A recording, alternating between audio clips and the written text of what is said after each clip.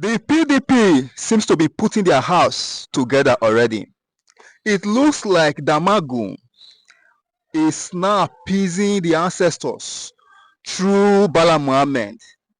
Of course, my instincts tell me, and I know my instincts will not lie, that Wike has been providing the lubricant, I mean the oil for lubricating the systems, the all aggrieved members of the party, to ensure that Damagu remain as the PDP's national chairman. Thank you very much. Good afternoon, Temitope. Or is it Awa? It's Temitope and Hawa. Okay. Thank you very much. Good afternoon. Good afternoon. Now, what are your thoughts, on the party's decision to postpone the NEC meeting till November? Isn't this counterproductive? How do you want to win an election when your party is clearly in disarray? And don't forget that your party isn't the opposition in Ondo State. Thank you very much, Temitope. The decision to postpone the NEC, I believe, was in the best interest of the party, because we are going into an election and we were having a major division and almost a crack in the party. And because of that, the leaders of the party came together and reasoned that let us go and do this election first, so that when we get a victory, we will be able to use it to celebrate the next NEC, where the North Central is expected to present a replacement for Senator Yoche Ayu on November 28th. So particularly for the residents of Ondo State, where the elections are coming up, what reassurances do you have that the party will be able to get themselves together and have peace restored? As we do know that there was a reconciliation and disciplinary committee that was organized by the National Working Committee. It doesn't seem that they have gone very far in their dispute resolution. How are you going to reassure voters? Well, I listened to, was it former governor of Osun State, Ologbondiyan, Ologbondiyan, who said that they have received, they have done reconciliation in the Southwest because they were in Ibadan for a period of time. And he believes that on account of what they have done in the Southwest concerning the various states, on the issues that they have raised, that they can make success of Ondo State. And I also read a report today quoting Governor Seyi Makinde that they are going to surprise the APC and Ayedatiwa, the governor of Ondo State.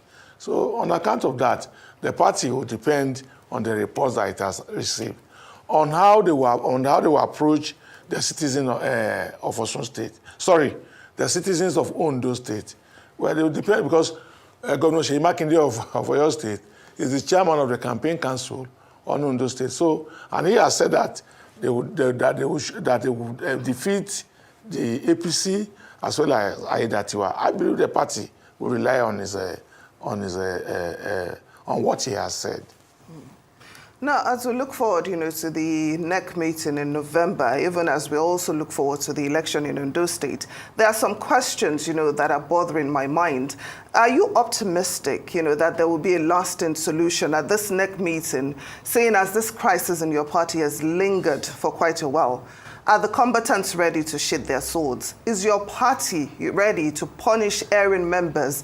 Are members ready to uphold the constitution of your party? Or are we going to do the same dance again, even after the NEC meeting in November? We are going to do a different dance after the meeting of November 28th. I remember that in our last chat on this platform, between you and I did give you assurance that we will come back. Now, the party will have a rebound. And I think that the leaders of the party who have seen the challenges confronting the party so far are working towards this rebound.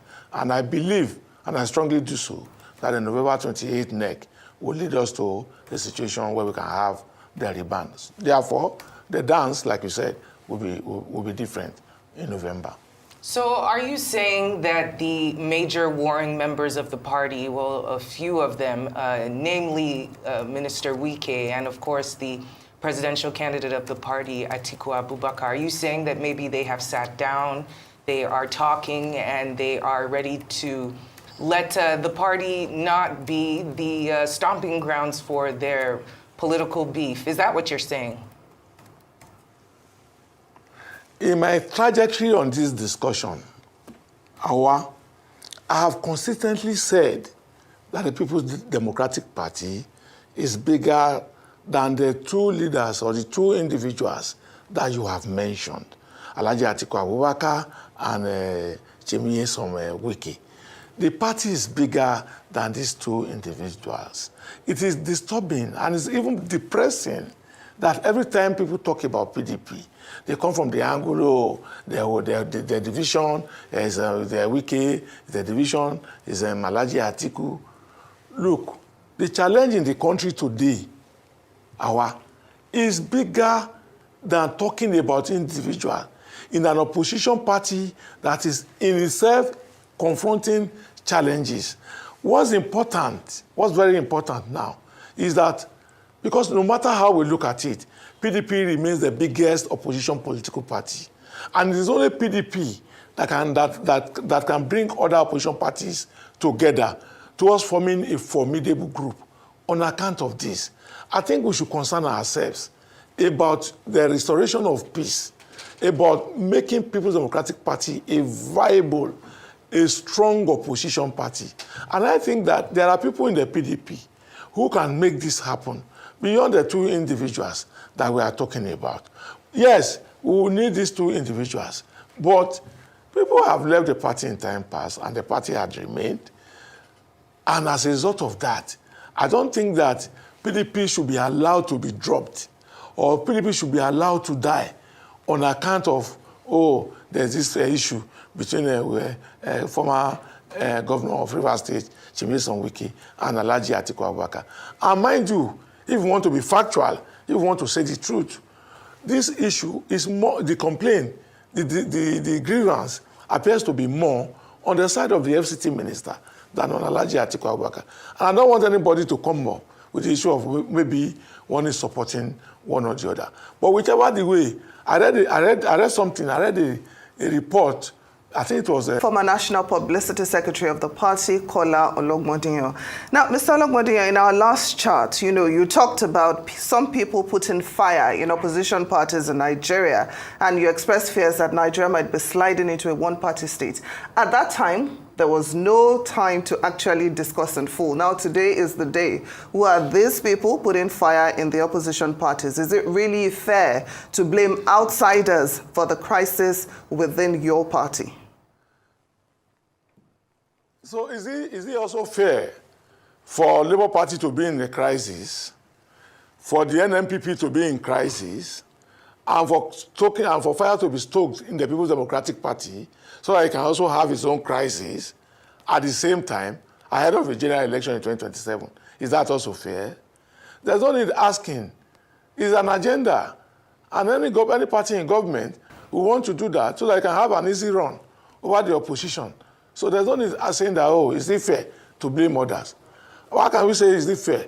The Minister of FCT, Governor Nyesom Wike, is working in an APC government.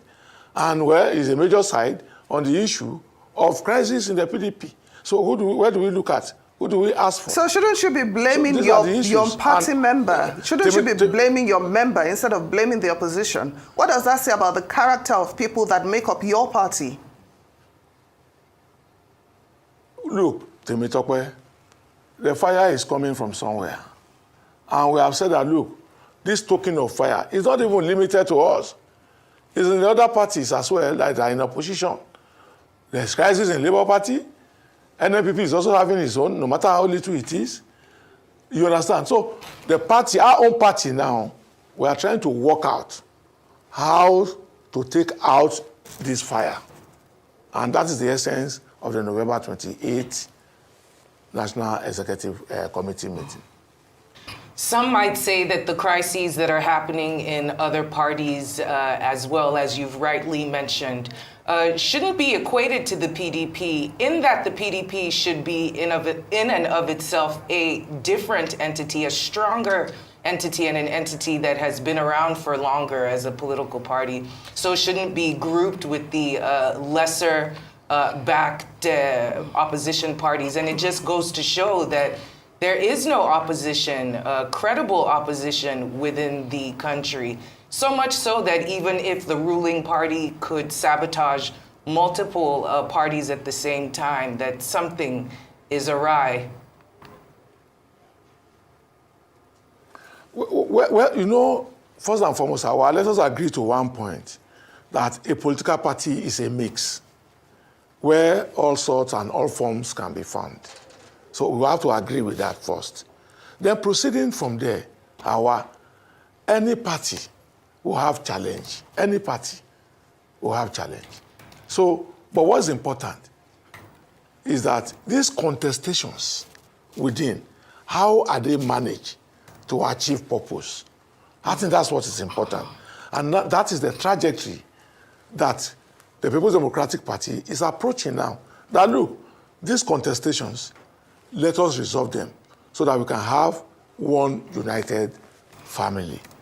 So, and I believe that the efforts that are ongoing in the party as we are speaking will lead to that. Now, a lot of your members have been running to the judiciary for succor amidst this crisis in your party, and even in, in the other opposition parties that you mentioned, some of them have been seeking reprieve from the judiciary. How well would you say that the judiciary has performed in this aspect? Well, I'll just say it because with due respect to the Lord Justices, one thing that is certain and is in the record of our law as a country, there are plethora of judgments and rulings that say that courts are not managers of parties. As a result of that, we appeal to the judiciary to allow the party to manage their affairs. It is only where there are contestations that dwell on human rights, that is when courts can come in. For instance, in the PDP, it's even an offense for you to go to court without first exploring the internal mechanisms for crisis resolution. It is an offense. But be that as it may, if the judiciary can also refer members back to their party, say, go and solve your problem, you understand? I think that will help the image of the judiciary. Earlier this year, about 60 members of the PDP House of Reps called for the speakers, excuse me, for Damagum's removal, asking that he be replaced by a substantive chairman for the North Central. There have been other people within the party who have called for the same more recently.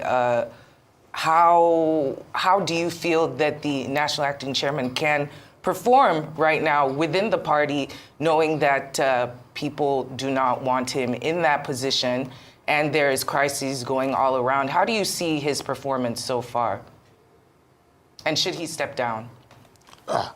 Well, to be honest with you, the challenge of the party today is the inability of the leadership to do what is right and to do the needful.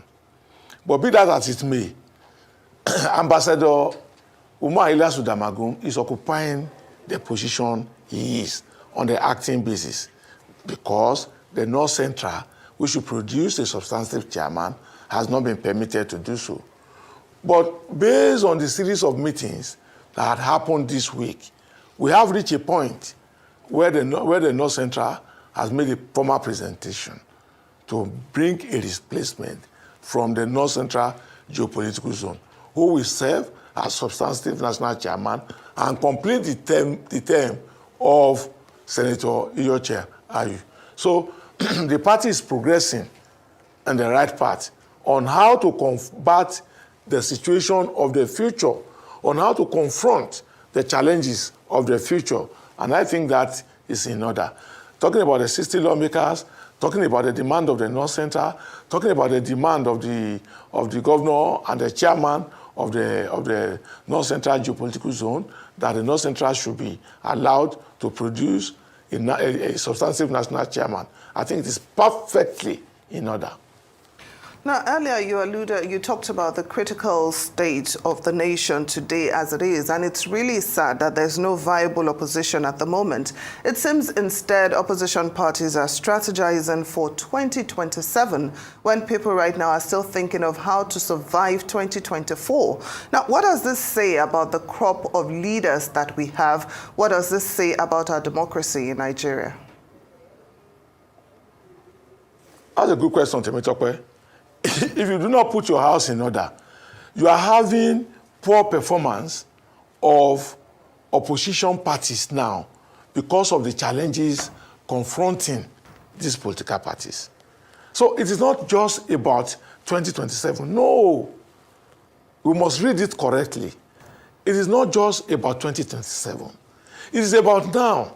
It is about the drift into a one-party state.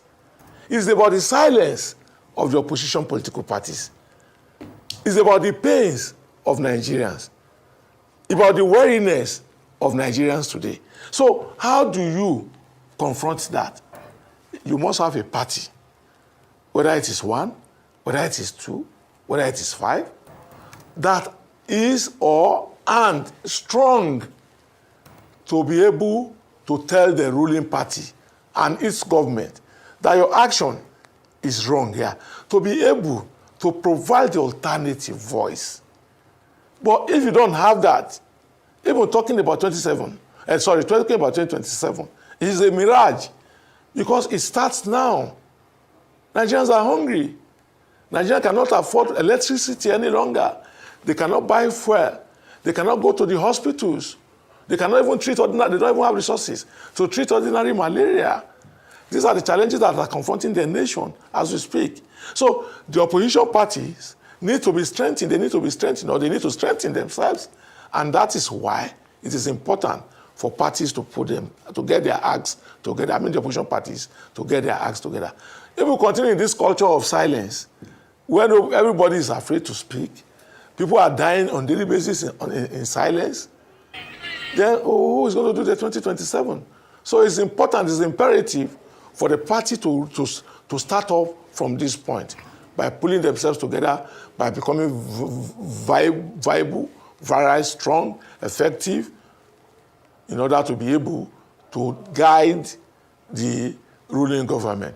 And if the ruling government continue in this their system of dancing, in which Nigerians have even moved forward, everybody has gone to confront his own life, whether the government is ready or not, they are living the day, then nobody will be talking about 2027. Well, there you have it. Kola Ologbondiyan, former national PDP publicity secretary. Thank you.